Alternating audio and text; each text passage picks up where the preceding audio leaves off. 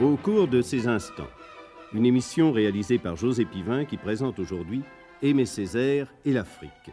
Des scènes des tragédies de Aimé Césaire et Les chiens se taisaient, la tragédie du roi Christophe et Une saison au Congo seront interprétées par Alain Cuny, Sylvia Montfort, Douta Seck, Médondo, Jacqueline Scott Lemoine, Lucien Lemoine, Catherine Georges, Suzanne Michel, André Fouché, Yvan Labéjoff, Jean Marconi, Gérard Dournel, Henri Gilabert, Jean Topard et Jean Negroni. Chef opérateur du son, Jean Jusford. Collaboration technique, Yann Parentoen. Assistant, Daniel Long.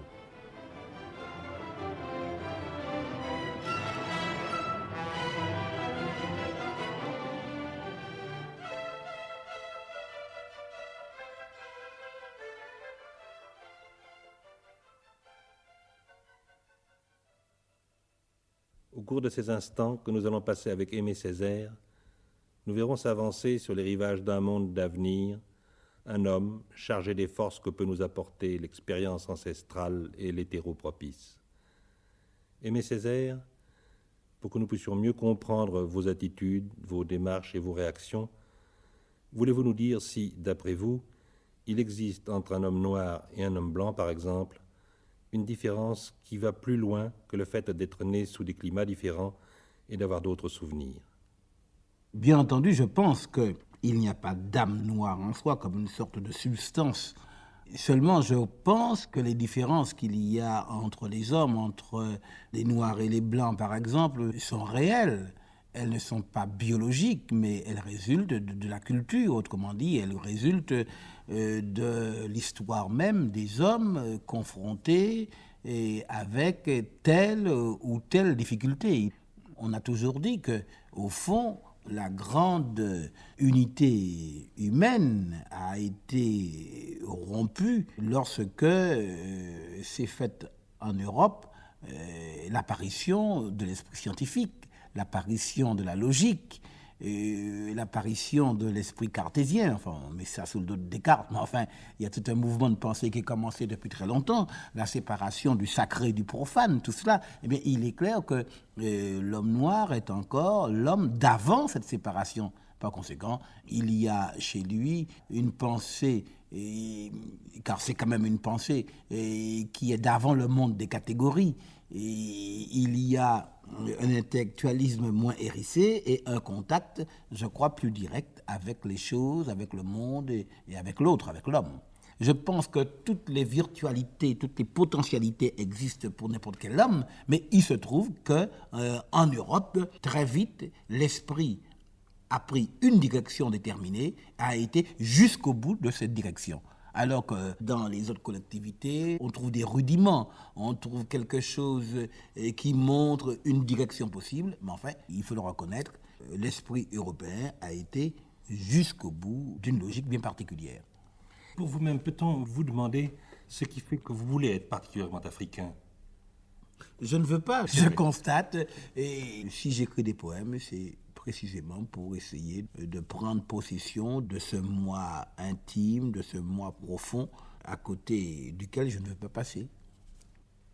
Mais enfin, il y a des obsessions, il y a des désirs, des souvenirs, et tout cela, je le sens en fait confusément. Et si je l'exprime poétiquement, c'est parce que je le sens confusément, profondément, mais confusément. Et ce n'est pas uniquement dû au pays, puisque au fond l'Afrique, vous ne la connaissiez pas. Mais c'est ça qui me trouble. C'est bien ça qui me trouble. Et qui me fait croire qu'il y a vraiment une sorte de mémoire, d'au-delà de la mémoire. Mais ces grands coups de sonde que constitue l'acte poétique, c'est ça que ça fait remonter à la surface en réalité. Et je vais m'apercevoir d'une chose, par exemple. Certains motifs, le naufrage, la barre, le voyage marin, certaines visions, eh bien, je m'en suis rendu compte il n'y a pas tellement longtemps, c'est qu'il y a vraiment pour moi ce choc, ce traumatisme provoqué par la traite des Noirs. Je ressens presque comme ça de hoquet ce sentiment de déracinement, de séparation d'avec quelque chose. Et la traite des Noirs, c'est une chose qui est pour moi un événement extrêmement important et je dirais presque vécu. Comment se fait-il que la traite se soit faite plus particulièrement chez les Noirs que dans une autre race? C'est ça, une de nos singularités. Quand je parle de la race noire, on me dit que je fais du racisme. Et je passe mon temps à dire, je passais mon temps à dire dans le groupe auquel j'appartenais, politiquement, que c'est quoi le problème noir n'est réductible à aucun autre. C'est pas du tout parce que je veux être particulariste, mais je ne crois pas du tout à l'homme universel. Ce sont des expériences humaines. Il y a l'expérience du juif, il y a l'expérience du nègre, ils ne sont pas réductibles aux autres. Et moi, je me permets de penser qu'il ne suffit pas simplement de résoudre le problème social. Pourquoi qu'on va résoudre le problème juif ou le problème nègre? Nous avons quand même le droit, nous autres, ou juifs ou nègres, d'insister sur cet aspect des choses. L'expérience nègre, c'est celle-là, c'est celle de la traite, c'est celle de l'humiliation, c'est celle de l'esclavage, et aucun groupe ne l'a connue avec ces déterminations. Le juif a été très méprisé, et non, je ne crois pas qu'il ait été méprisé, surtout le juif, parce que tout le monde a toujours su que les juifs sont intelligents. Les nègres ont été la seule race qui a été ramenée au niveau de l'animalité et traitée comme telle. Donc c'est une chose qui est unique. Et comment expliquez-vous le fait que l'esclavage, la traite du travail, se soit particulièrement produit en Afrique? Ah ben, on est mal tombé, si vous voulez. Vous savez que pendant tout le XVIe siècle, mon Dieu, il n'y a pas de racisme en France, il y a en Europe. Mais le racisme a commencé à partir du moment où est née la colonisation. Parce qu'il fallait légitimer ces entreprises. La première discrimination dans les colonies était quand même celle qui a été faite par des gens qui trouvaient en face d'eux des gens qui n'étaient pas chrétiens. Au nom de quoi pouvaient-ils discriminer les Aztèques ou les Incas, qui étaient plus civilisés qu'eux, au moins aussi civilisés qu'eux? C'est parce qu'ils n'étaient pas chrétiens, c'est des païens. L'esclavage est apparu pour des raisons très précises, au fin XVIe et début du XVIIe siècle. On avait besoin de sucre, on avait besoin d'épices, qu'on appelait les épices. Et les îles ont eu pour ça une très grande importance. N'oubliez pas que, par exemple, au traité de Paris, Louis XV a eu le choix entre la Martinique et le Canada. Il a préféré la Martinique. Pourquoi? Voltaire disait que le Canada, c'est quelques arbres de neige, mais en réalité, c'est parce que tout simplement, le Canada, ce que ça pouvait fournir, c'était les mêmes produits qu'en Europe. C'était du blé, par exemple. Mais pour les économistes du XVIIe siècle, c'était même un danger. Voici donc un pays et une colonie qui auraient fait concurrence à la métropole. Les seules terres qui étaient intéressantes étaient celles qui pouvaient fournir des choses que la métropole ne fournissait pas, et en particulier le sucre.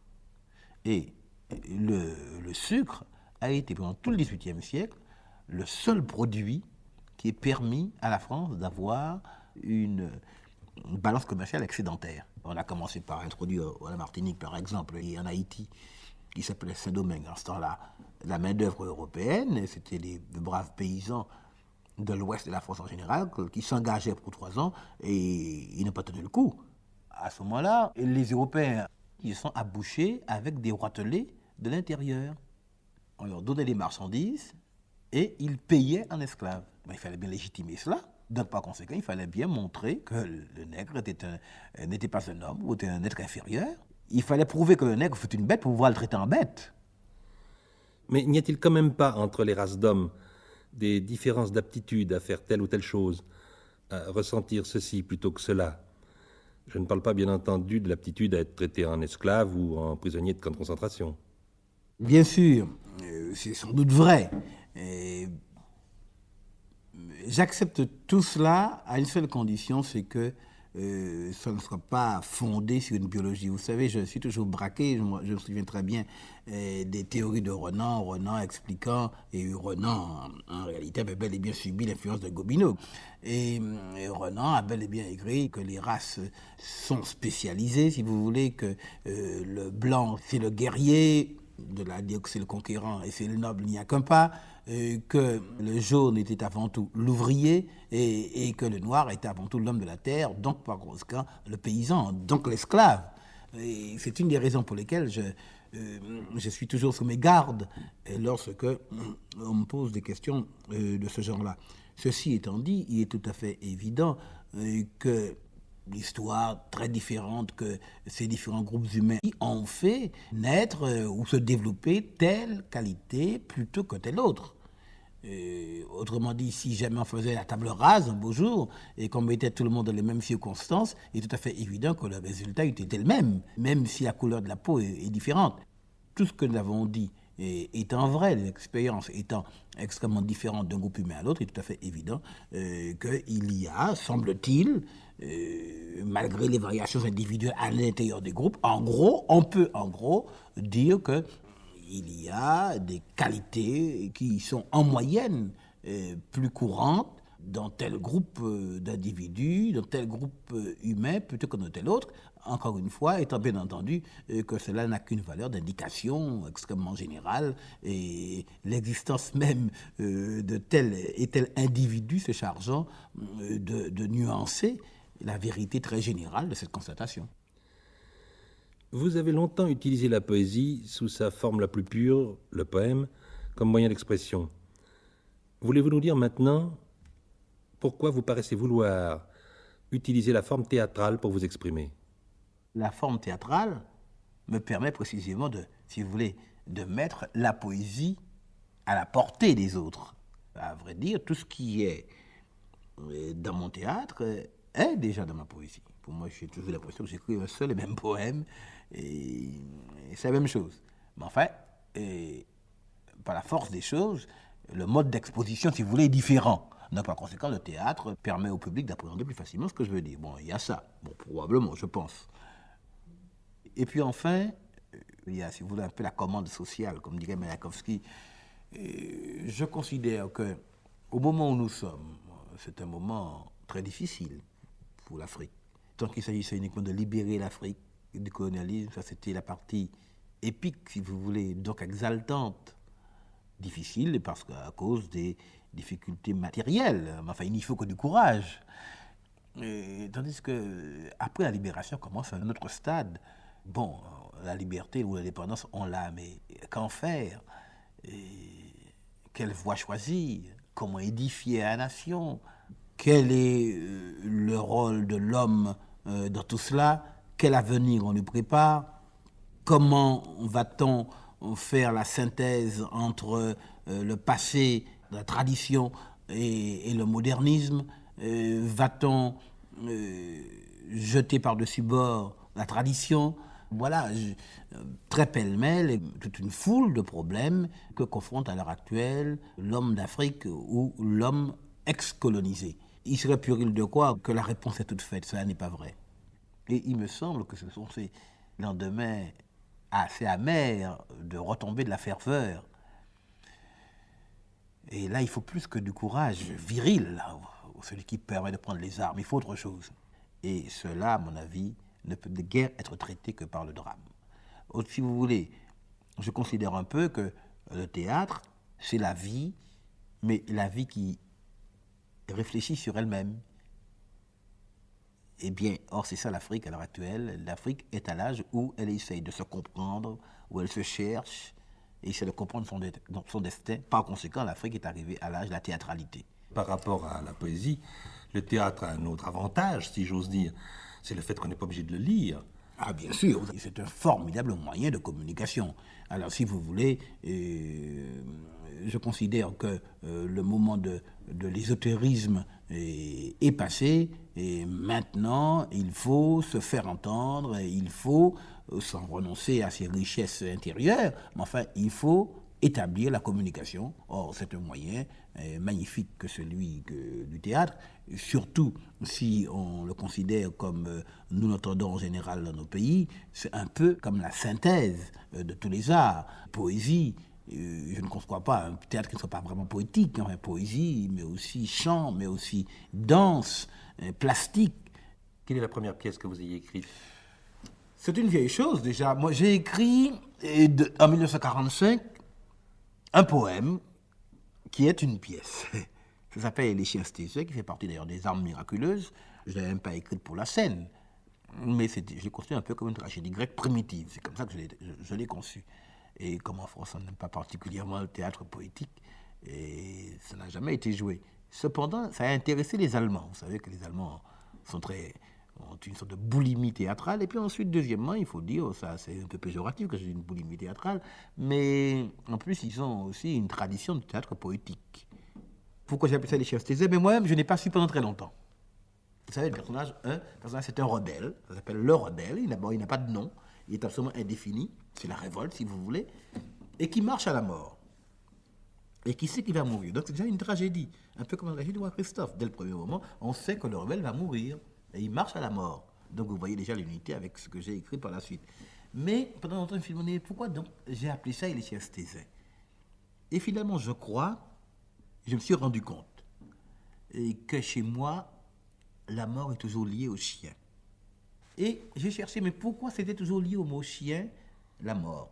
Et j'ai fini par découvrir que c'est pas du tout une chose rare. C'était vraiment un manque d'information, tout simplement. Mais cette chose qui me paraissait purement individuelle se retrouvait effectivement dans de très nombreuses civilisations. Et rappelez-vous que Anubis, le dieu de la mort, il a une tête de chien. Et chose très curieuse, tout ce que j'ai écrit est déjà dans Et les chiens se taisaient. Pendant que le rideau se lève lentement sur le premier acte de la tragédie de Aimé Césaire, on entend l'écho. Bien sûr qu'il va mourir, le rebelle. Oh, il n'y aura pas de drapeau, même noir. Pas de coup de canon, pas de cérémonial. Ça sera très simple, quelque chose qui, de l'ordre évident, ne déplacera rien, mais qui fait que les coraux au fond de la mer, les oiseaux au fond du ciel, les étoiles au fond des yeux des femmes, tressailleront le temps d'une larme ou d'un battement de paupières. Bien sûr qu'il va mourir, le rebelle, la meilleure raison étant qu'il n'y a plus rien à faire dans cet univers invalide. Confirmé prisonnier de lui-même, qu'il va mourir comme cela est écrit en filigrane dans le vent et dans le sable, par le sabot des chevaux sauvages et les boucles des rivières. Gibier de morgue, ce ne sont pas des larmes qui te conviennent, ce sont les faucons de mes poings et mes pensées de silex. C'est ma muette invocation vers les dieux du désastre. Architecte aux yeux bleus, je te défie. Prends garde à toi, architecte. Car si meurt le rebelle, ce ne sera pas sans avoir fait clair pour tous que tu es le bâtisseur d'un monde de pestilence. Architecte, prends garde à toi. Qui t'a sacré? En quelle nuit as-tu troqué le compas contre le poignard? Architecte, sourd aux choses claires comme l'arbre, mais fermé comme une cuirasse. Chacun de tes pas est une conquête et une spoliation et un contresens et un attentat. Bien sûr qu'il va quitter le monde, le rebelle, ton monde de viol où la victime est par ta grâce une brute et un impie. Architecte Orcus, sans porte et sans étoile, sans source et sans orient. Architecte à la queue de Pan, au pas de cancer, à la parole bleue de champignons et d'acier. Prends garde à toi. Nous sommes maintenant dans une vaste prison, peuplée de nègres, candidats à la folie et à la mort. Les folles. Rentrez chez vous, jeune fille. Il n'est plus temps de jouer. Les orbites de la mort poussent des yeux fulgurants à travers le mica blême. C'est une devinette? C'est la saison des étoiles brûlantes qui commence. Ah, c'est un conte. L'île raidit ses pattes d'araignée venimeuses sur la gadoue des baracones. Ouh, ouh, ouh, ouh. Jeune fille, respectez les étrangers qui passent sur les riches ornières du crépuscule. Puis les folles s'écartent et paraît l'administrateur. Et nous leur aurions volé cette terre. Ah non. Et ce n'est pas la même chose, nous l'avons prise. À qui? À personne. Dieu nous l'a donnée. Et de fait, est-ce que Dieu pouvait tolérer qu'au milieu du remous de l'énergie universelle se prostrât cet énorme repos, ce tassement prodigieux, si j'ose dire, ce provoquant avachisme? Oui, nous l'avons prise. Oh, pas pour nous, pour tous, pour la restituer, inopportune stagnation, à l'universel mouvement. Et pour que tous en profitent, comme un scrupuleux fermier, comme un mandataire fidèle, nous la garderons. Peuple ingrat. C'est d'ailleurs un point à débattre s'il y a au monde, en dehors de nous, quelques peuples qui pensent, je dis qui vraiment pensent, et non qui ruminent le confus mélange de quelques brumes d'idées ramenées à ras de cervelle, toutes tièdes de leur respiration ou de leur sommeil. Ah, nous sommes seuls. Et quel fardeau! Porter à soi tout seul le fardeau de la civilisation. L'administrateur s'éloigne. L'amante s'approche du rebelle. Embrasse-moi. La vie est là. Le bananier hors des haillons lustre son sexe violet. Une poussière étincelle. C'est la fourrure du soleil. Un clapotis de feuilles rouges. C'est la crinière de la forêt. Ma vie est entourée de menaces de vie, de promesses de vie. Ô mort, où la faim n'avarie, ô dents douces, 2 enfants noirs sur ton seuil, ils sont sans parentage, mort grasse, 2 enfants maigres se tenant par la main sur ton seuil, ils sont crépusculaires et faillis. Ô mer, ô ressac, ô troupeau de flammes furibondes, moutonnez vos semences. Ô mort, 2 enfants noirs dans ton soleil, sois l'heure tranquille et tiède. Ô mort dévoreuse de pigments, grande égale, grande juste, sans shérif ni gendarme, grande enrouleuse, grande endormeuse de frères. Embrasse-moi, l'heure est belle. Qu'est-ce que la beauté sinon ce poids complet de menaces que fascine et séduit à l'impuissance le battement désarmé d'une paupière? Qu'est-ce que la beauté sinon l'affiche lacérée d'un sourire sur la porte foudroyée d'un visage? Qu'est-ce que mourir sinon la face pierreuse de la découverte, le voyage hors de la semaine et de la couleur à l'envers du soleil? Ne calomnie pas le soleil. Est-ce que je maudis l'ombre, moi?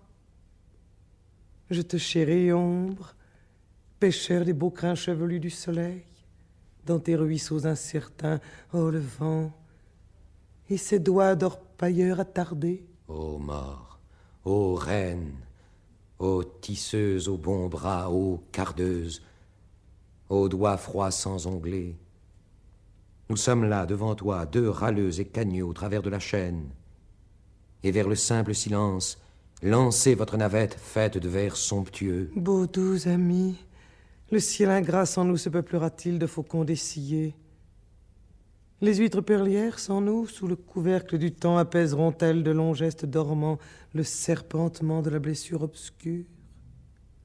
Beaux doux amis, sans nous le vent s'en ira-t-il des florents gémissant vers la tente cambrée? Le parfum de la mandragore s'est séché. La colline chasse sur ses haussières.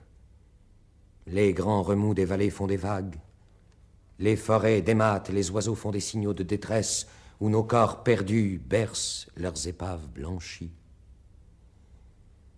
J'ai capté dans l'espace d'extraordinaires messages, pleins de poignards de nuit, de gémissements.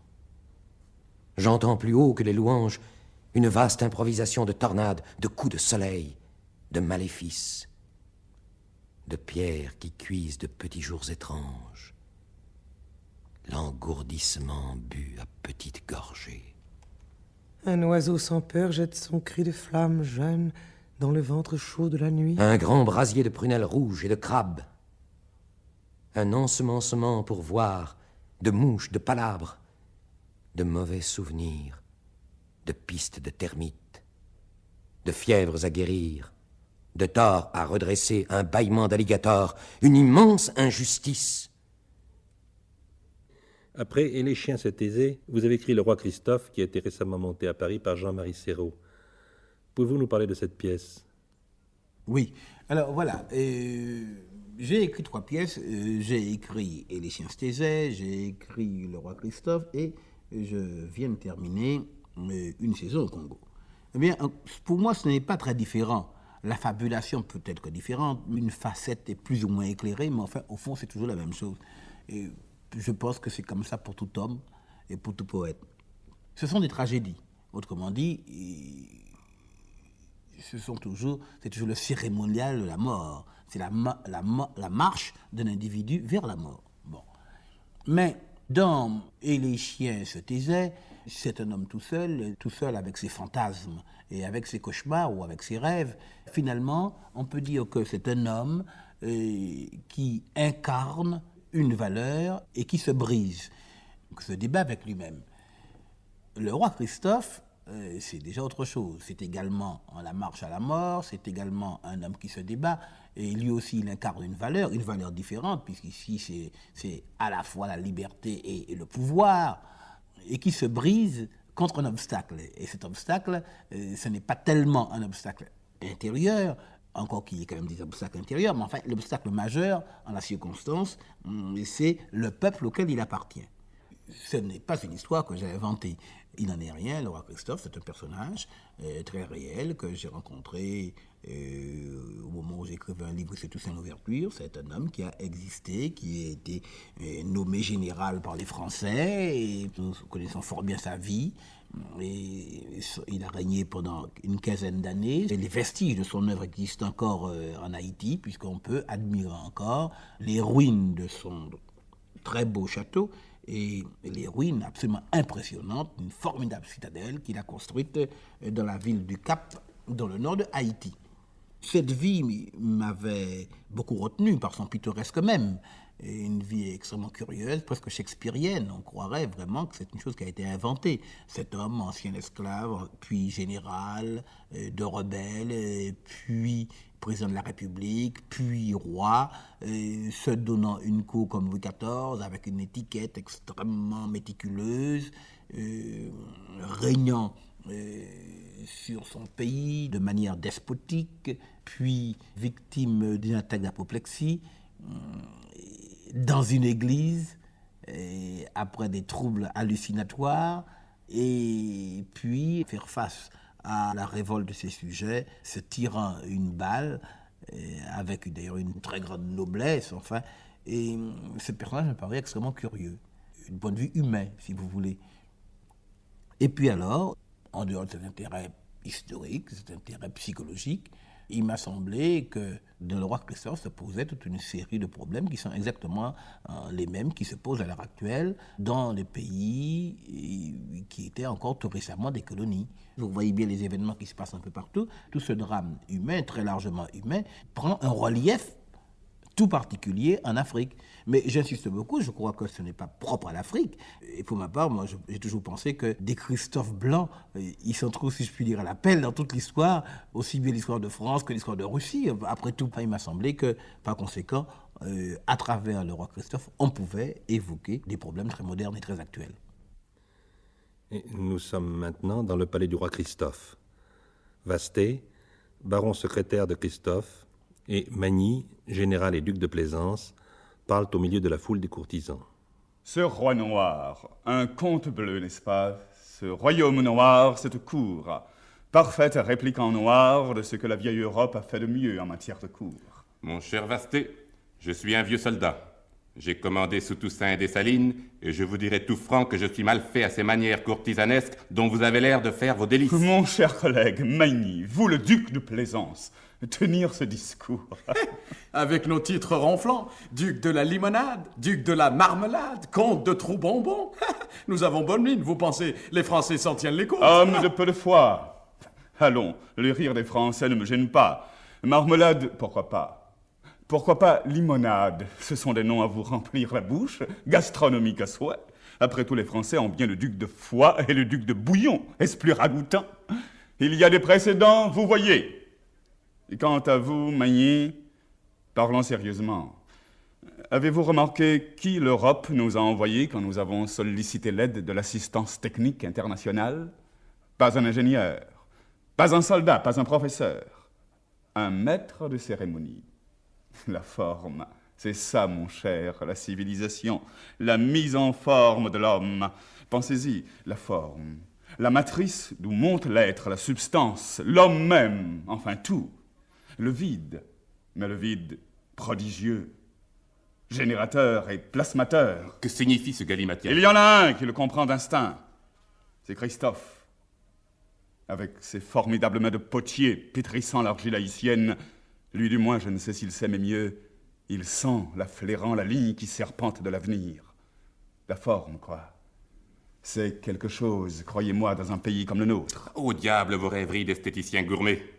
S'il m'eût cru, au lieu de se faire oindre d'un peu de graisse de cacao et de se faire ceindre la tête d'une couronne, il se fût ceint les reins de son baudrier et l'épée au poing nous eussions donné de l'éperon vers Port-au-Prince, où il y a tant de belles terres à prendre et de scélérats pour fendre.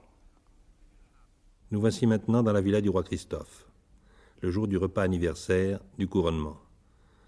Christophe et Madame Christophe. Laissez du temps au temps.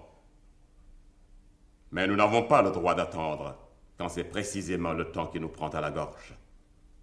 Sur le sort d'un peuple, s'en remettre à la pluie, aux saisons, au soleil. Drôle d'idée. Christophe, je ne suis qu'une pauvre femme, moi. J'ai été servante, moi la reine, à l'auberge de la Couronne. Une couronne sur ma tête ne me fera pas devenir autre que la simple femme, la bonne négresse qui dit à son mari: attention, Christophe, à vouloir poser la toiture d'une case sur une autre case, elle tombe dedans, où se trouve grande. Christophe, ne demande pas trop aux hommes et à toi-même, pas trop. Et puis je suis une mère. Et quand parfois je te vois emporter sur le cheval de ton cœur fougueux, le mien à moi trébuche, et je me dis, pourvu qu'un jour on ne mesure pas au malheur des enfants la démesure du Père. Nos enfants, Christophe, songe à nos enfants. Mon Dieu, comment tout cela finira-t-il? Ah ah. Je demande trop aux hommes, mais pas assez aux nègres, madame.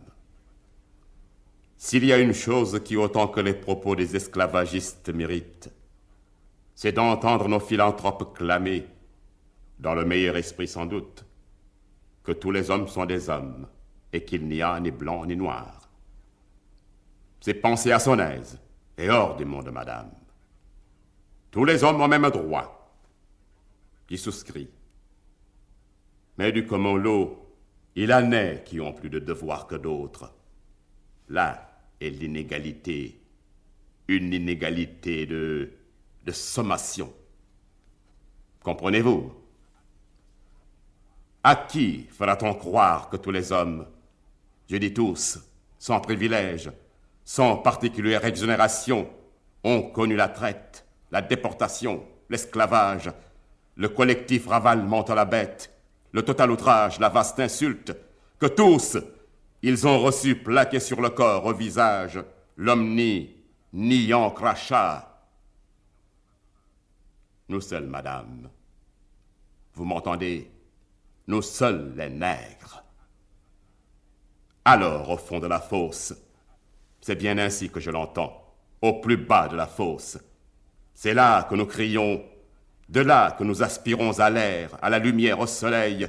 Et si nous voulons remonter, voyez comme s'impose à nous le pied qui s'arc-boute, le muscle qui se tend, les dents qui se serrent, la tête.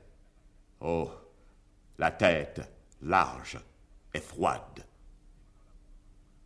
Et voilà pourquoi, madame, il faut en demander aux nègres plus qu'aux autres. Plus de travail, plus de foi, plus d'enthousiasme. Un pas, un autre pas, encore un autre pas, et tenir gagné chaque pas. C'est d'une remontée jamais vue, messieurs, que je parle. et malheur à celui dont le pied flanche. Un roi, soit. Christophe, sais-tu comment dans ma petite tête crépue je comprends un roi? C'est au milieu de la savane, ravagée d'une rancune de soleil, le feuillage dru et rond du gros Montbain, sous lequel se réfugie le bétail, assoiffé d'ombre. Mais toi, je me demande parfois si tu n'es pas plutôt à force de tout entreprendre, de tout régler, le gros figuier qui prend toute la végétation alentour et l'étouffe. Ah, cet arbre s'appelle un figuier maudit. Pensez-y, ma femme.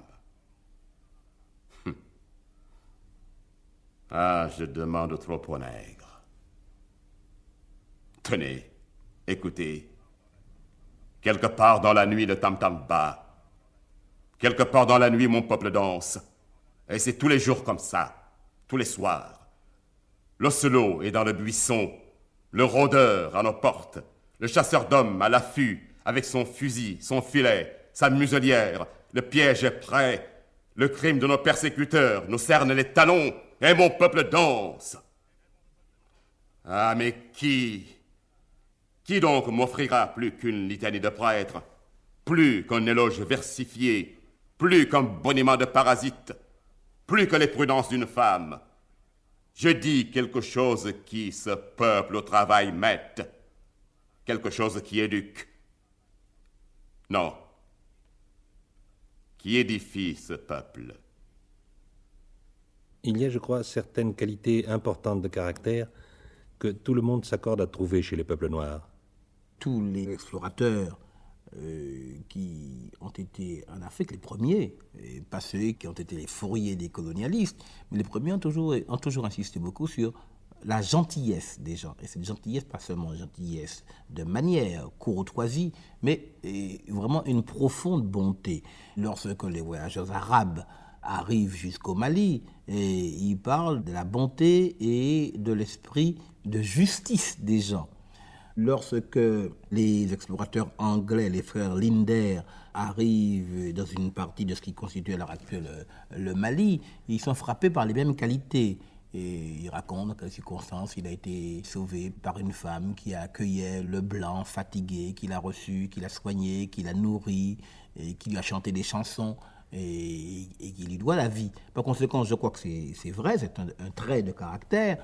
Et je crois que tout cela, cette qualité, est tout simplement branché, c'est la conséquence d'une chose qui est très importante en Afrique, qui est une sorte d'humanisme. Il y a un profond humanisme. Le père Temple, ça par exemple, a très bien montré le rôle de la philosophie dans le comportement des Bantous, le respect des forces vitales, ne pas détruire une parcelle de vie, car toutes ces parcelles de vie ont leur importance dans l'ensemble. Et je crois que tout ça est extrêmement important et dépasse très largement le monde bantou. La petite tâche, si j'ose dire, qu'on pourrait peut-être reprocher au monde noir, c'est le monde de la sorcellerie, le monde du sorcier qui était peut-être néfaste. Oui, mais vous savez, d'abord, premièrement, je me garde de faire une apologie sans nuance du monde noir. Je pense que vous me parliez des qualités, bien sûr, mais je signale cette qualité, elle est réelle, je dis qu'elle est réelle, mais ceci étant dit, il ne faut pas voir que le côté positif, il y a également le côté négatif. La sorcellerie, c'est tout simplement un aspect de la religion. Et il est clair que ces religions, ce sont des religions qui sont terriblement moyenâgeuses. Ce qui, dans ces religions, peut nous choquer, c'est exactement ce qui vous choquera lorsque vous lisez les grimoires de sorciers du Moyen-Âge. L'exemple qui vient à l'esprit du français moyen, par exemple, dit oui, mais ils étaient cannibales. Manque de peau, si je puis dire. Et il se trouve que certaines sociétés cannibales, ce sont parmi les sociétés les plus civilisées et qui parfois ont le plus grand sens de l'art. Quand on voit que les Aztèques, par exemple, étaient cannibales ou pratiquaient un cannibalisme rituel, cela ne diminue en rien la très grande valeur de leur civilisation. La grande différence entre une barbarie primitive et une barbarie industrielle, c'est que la seconde est beaucoup plus grave. Oui. Voulez-vous que nous revenions maintenant au théâtre et à sa place dans vos préoccupations et dans celles des Africains en général? Je pense que la préoccupation que j'ai à l'heure actuelle du théâtre, provient en grande partie de la situation même dans laquelle se trouvent les peuples noirs. Les peuples noirs sont confrontés à l'heure actuelle avec de très grands problèmes, avec d'immenses problèmes. Je dois dire que je suis souvent angoissé quand je pense à l'avenir de ces pays africains, ou au sort des nègres américains, ou au sort des Antilles. Et alors, il me semble que cette problématique même débouche tout naturellement dans le théâtre. Parce que le théâtre, dans mon esprit, n'est pas du tout un théâtre de mot d'ordre. Il ne s'agit pas tout simplement d'apporter une réponse toute faite. Je considère que le théâtre, c'est la vie qui réfléchit sur elle-même pour essayer de se saisir et de s'appréhender. Et par conséquent, il est tout à fait normal qu'au moment où l'Afrique se cherche, on voit apparaître un peu partout dans tous ces pays-là un besoin de théâtre, il y a une faim de théâtre. Et j'ai essayé, de mon côté, de répondre à ce besoin. Et voici quelques scènes de la dernière pièce de Aimé Césaire, Une saison au Congo. Nous sommes dans le quartier africain de Léopoldville. Un attroupement d'indigènes autour d'un bonimenteur, sous l'œil plus ou moins inquiet de 2 agents de police belges.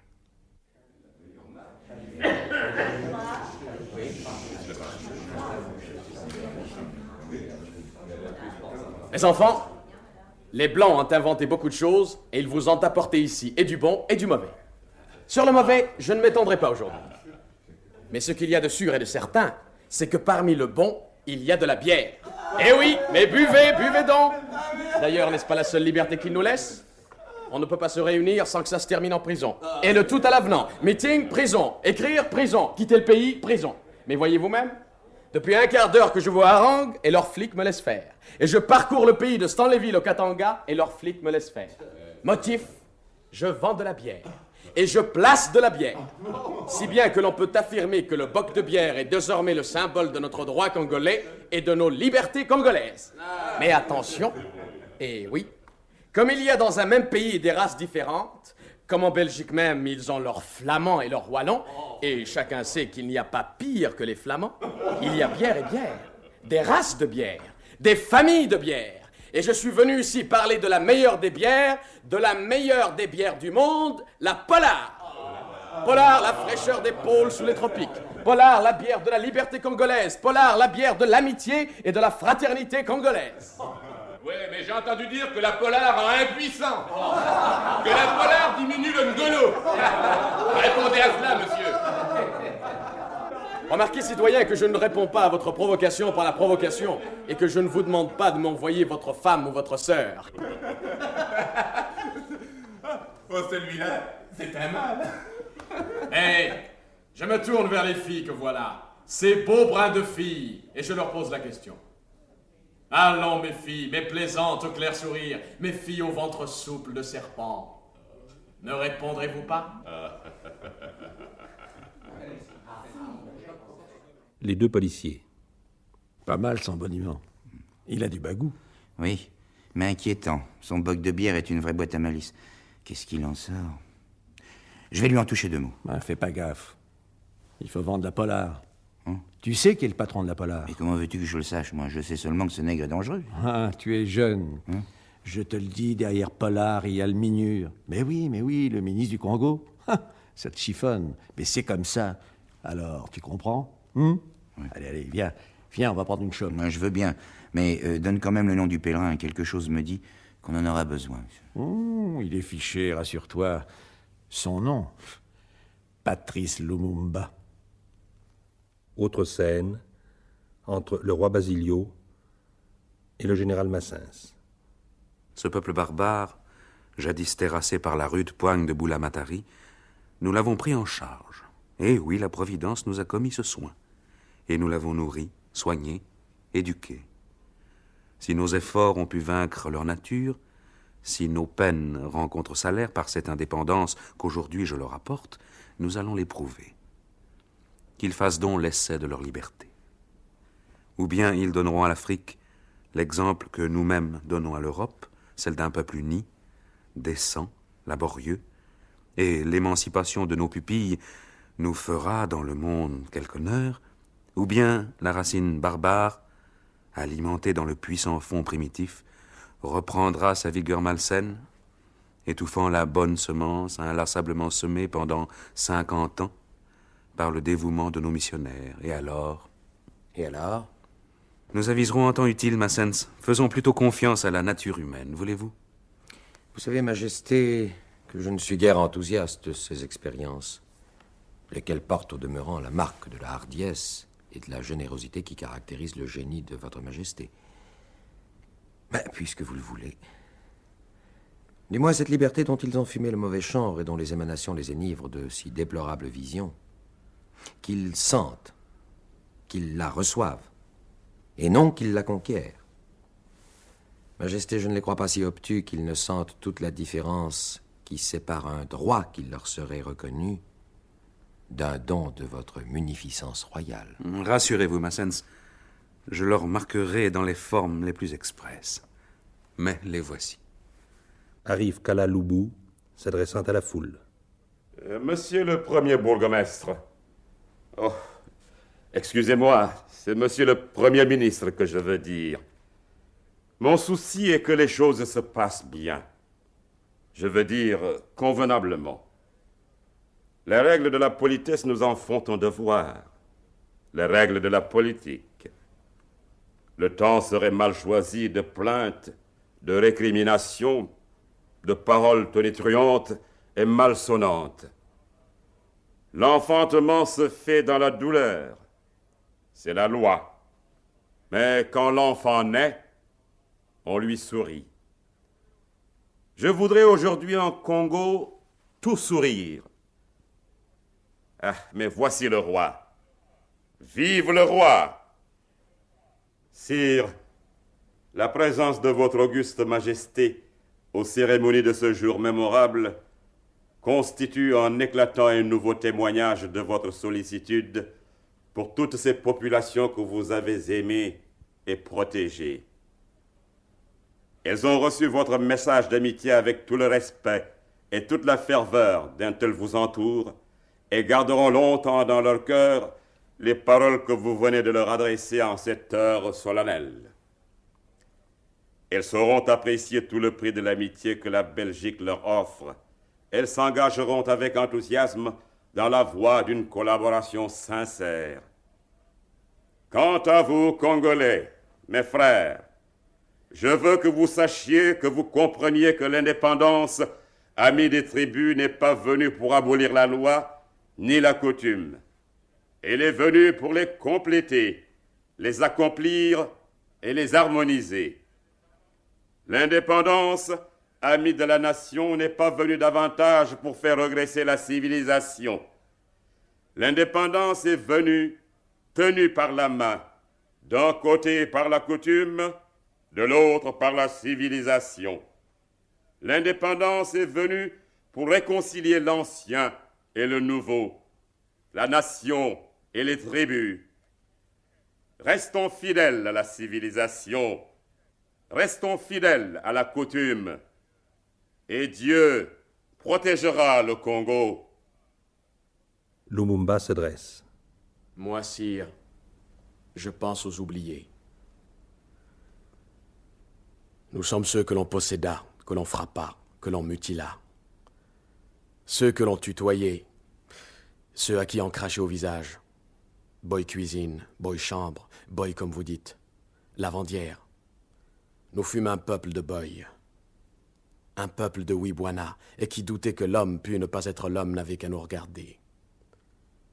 Sire, toute souffrance qui se pouvait souffrir, nous l'avons soufferte.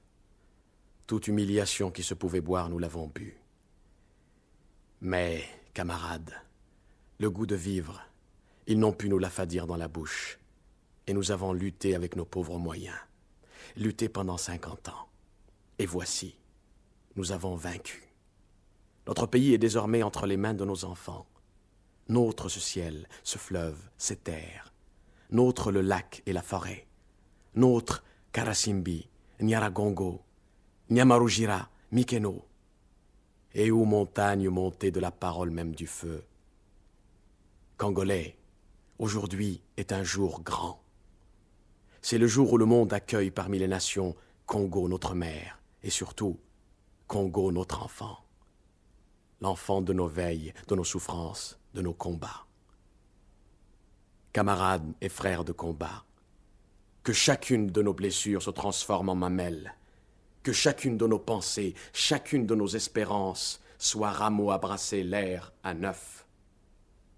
Que chacune de nos pensées, chacune de nos espérances soit rameau à brasser à neuf l'air pour Congo. Tenez, je l'élève au-dessus de ma tête. Je le ramène sur mon épaule. 3 fois je lui crachote au visage. Je le dépose par terre et vous demande à vous, en vérité, connaissez-vous cet enfant? Et vous répondez tous, c'est Congo, notre roi. Je voudrais être toucan, le bel oiseau pour être à travers le ciel, annonceur à race et langue, que Congo nous est né, notre roi. Congo, qu'il vive. Congo, Tarné, qu'il suive l'épervier. Congo, Tarné, qu'il clôture la palabre. Camarades, tout est à faire, ou tout est à refaire, mais nous le ferons, nous le referons, pour Congo. Nous reprendrons les unes après les autres toutes les lois pour Congo. Nous réviserons les unes après les autres toutes les coutumes pour Congo. Traquant l'injustice, nous reprendrons l'une après l'autre toutes les parties du vieil édifice et du pied à la tête pour Congo. Tout ce qui est courbé sera redressé, tout ce qui est dressé sera amélioré pour Congo. Je demande l'union de tous, je demande le dévouement de tous pour Congo. Uhuru! Entre 4 banquiers. C'est horrible. C'est horrible. Ça devait mal finir. Ah, ce discours. Cette fois, ça y est, on peut faire sa valise. C'est évident. Là où l'ordre défaille, le banquier s'en va. Oui, sur le Congo, cette fois, dérive sans balise. J'avais misé sur lui. Qui a bien pu lui rédiger ce discours? Et dire que je voulais faire de lui un homme d'État. C'est lui se casser le cou, tant pis pour lui. Dommage. C'est dommage. Ici passe le joueur de Cora. À prendre le vent, nul n'est plus qu'eux habile. Ils n'ont pas gueule d'assassins, mais blairent à flairer toute odeur dans le vent. Ce sont les gens du Lupetto. Ce sont hommes d'appétit. Pour la bouffe, tout leur râtelier. Ce sont les hommes du Lupetto. Le Lupetto, c'est de l'argent. Ils ne sont ni bons ni méchants. Ce sont les hommes du Lupetto. Félicitations, monsieur. Du beau travail, en vérité. Collègue, je ne crois pas mériter votre sévérité. Une aide politique qui de risques comporte. Voyez comme il s'en tire des phrases, des généralités. C'est du toupet, monsieur, quand votre plan avorte. Des phrases? Non pas. Du camp, collègue. À la moindre chiquenaude, comme une descente de lit, on ne va pas s'allonger. Tenez, suivez l'idée. Vous avouerez, messieurs, que c'est de bonne logique si Léo obtient qu'on s'autodétermine.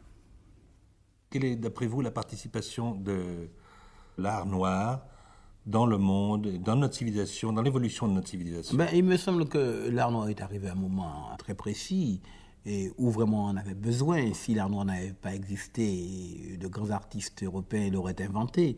Et l'art noir arrive à un moment, la révélation de l'art noir arrive à un moment où véritablement l'art européen se meurt d'académisme. On ne voit plus les choses, on ne sent plus les choses. Il y a une telle tradition de l'école qui s'interpose entre le monde et les choses.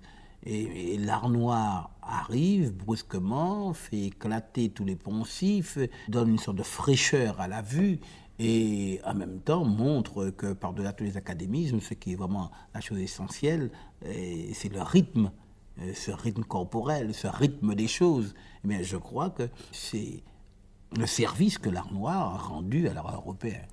Le rythme n'étant pas du tout lié à la musique, mais trouvant également son expression, par exemple, la sculpture.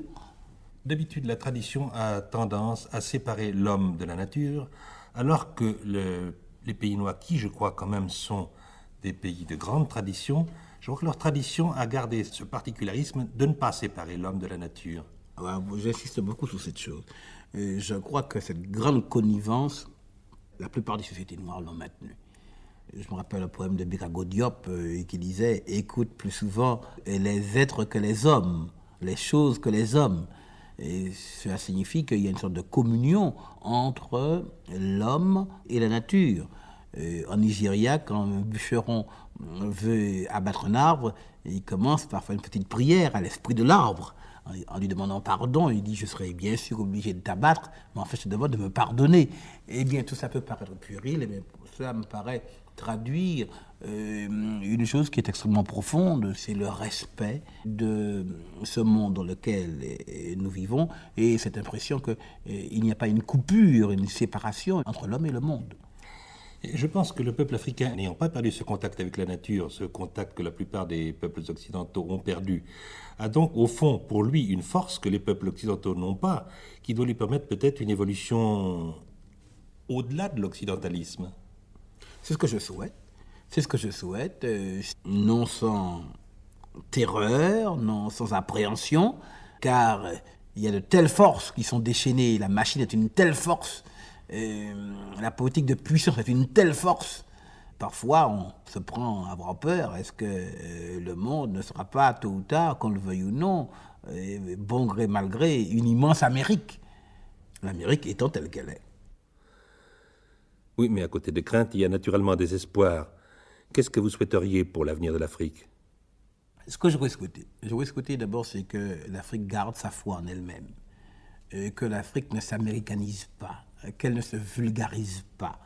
Bien sûr qu'elle profite de tout ce qu'il y a dans le monde, car il serait puéril de croire que l'Afrique ou les peuples de couleur pourront s'isoler et pourront vivre une sorte de splendide isolement. Ce n'est pas vrai. Et nous savons bien qu'à l'âge où nous sommes, l'âge des communications extrêmement rapides, tout le monde vit dans le monde. Mais ceci étant dit, je crois que, et là les élites noires ont un rôle considérable à jouer, je crois qu'il faut que l'Afrique ne se dépersonnalise pas, et qu'elle reste elle-même.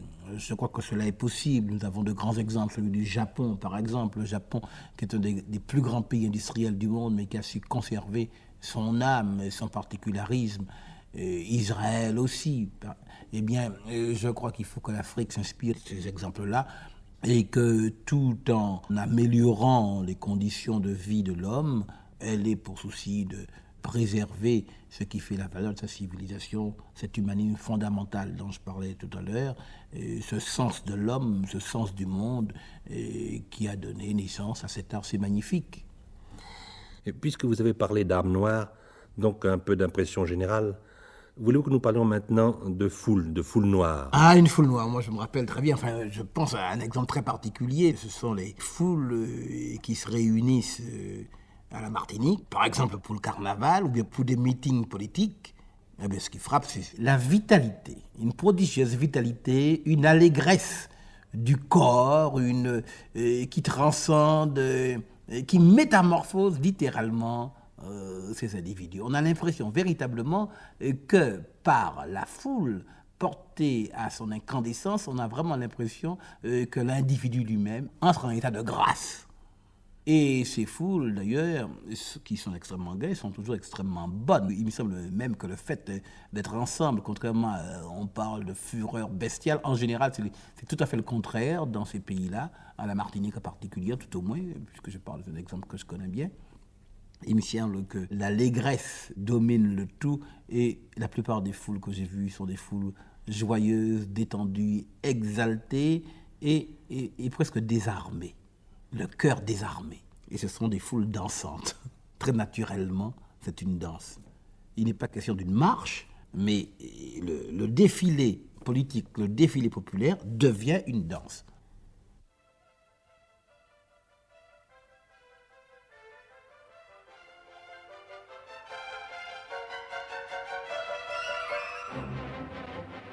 Au cours de ces instants, une émission réalisée par José Pivin qui vous a présenté aujourd'hui Aimé Césaire et l'Afrique. Des scènes des tragédies de Aimé Césaire et Les chiens se taisaient, la tragédie du roi Christophe et Une saison au Congo étaient interprétées par Alain Cuny, Sylvia Montfort, Douta Sec, Médondo, Jacqueline Scott Lemoine, Lucien Lemoine, Catherine Georges, Suzanne Michel, André Fouché, Yvan Labéjoff, Jean Marconi, Gérard Dournel, Henri Gilabert, Jean Topard et Jean Negroni. Chef opérateur du son, Jean Jusforgue. Collaboration technique, Yann Paretoen. Assistant, Daniel Lang.